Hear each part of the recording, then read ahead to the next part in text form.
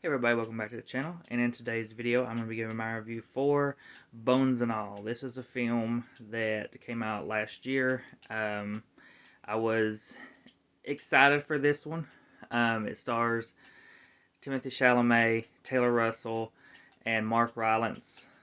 Um, Timothée Chalamet is usually really good in his films. Taylor Russell I've enjoyed in the one film I think I've only seen the one film, The Words on Bathroom Walls. Probably. I think it's the only one I've seen her in that I can remember. But The Mango. yeah, Yeah. but I liked her in that, so I was excited for this one. And I think that was a bad thing. Um, this movie did not live up to my expectations. And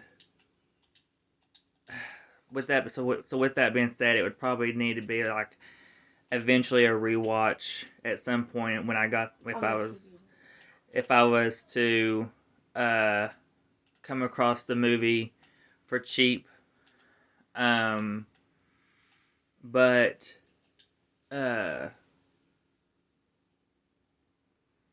this film basically it's a drama, romance, horror sort of, if you want to call it that, and it's a little over 2 hours long, and it really does not need to be over 2 hours long.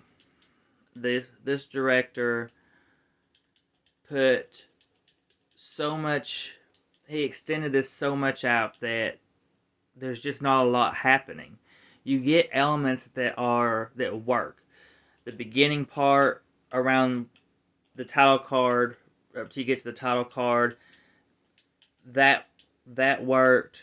Obviously, when you get the two meeting, there's one more scene in it before we get to the finale of the film. But you know, there's elements there in this movie that works. But the problem is the pacing is very slow, and there's just not a lot happening in general. So, you know, some positives for it before I go any further with the negatives. The acting is good. The cinematography is good. As I said, it has elements in it that are good. But I think you said Timothy did really well. yeah, Timothy did really good. But overall, though, there's a lot of build up or try to build up with the relationship, and it's just them driving around talking. Um, you know, and it's not needed. It's not needed for a movie like this. On top of that, you get really no explanation as to why they're eating people. You find out certain things, you find out a certain element to it, but there's no real explanation as to what is making them do this. You can call that a spoiler if you will, but the movie's been out since last year. Um, but I thought it was new. no, it was like sometime last year. But so I feel like if he would have cut this movie down to like an hour and a half to an hour and 40 minutes, amped up the gore just a little bit more, um, and just gave us what this movie is, a cannibalistic romance horror drama, this movie could have been so much better. But I just felt like he tried to do too much with it, and it hurt the runtime, it hurt the movie overall, and you know, it was a letdown for me. Now, as I said, I will try to rewatch it at some point. I will not be paying the $27.99 brand new price for it on Blu-ray when it comes out. Because I don't think it's out yet. I think it's coming soon. It might be already out. I could be wrong, but Not worth it though. I'm not paying the $27.99 for it right away. I will wait till it either drops in price to pick it up, or uh, find it at a pawn shop or something like that if it happens to show up there. But I'll figure out a way to get it for cheap to rewatch it eventually and try to get, because I didn't hate it. There's elements there that I liked.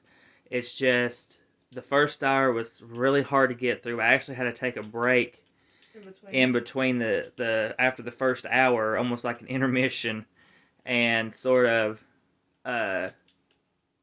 work my way back into it until I got that oomph to want to watch it. And then I got back into it and finished the final hour and like 20 minutes or something that it was left.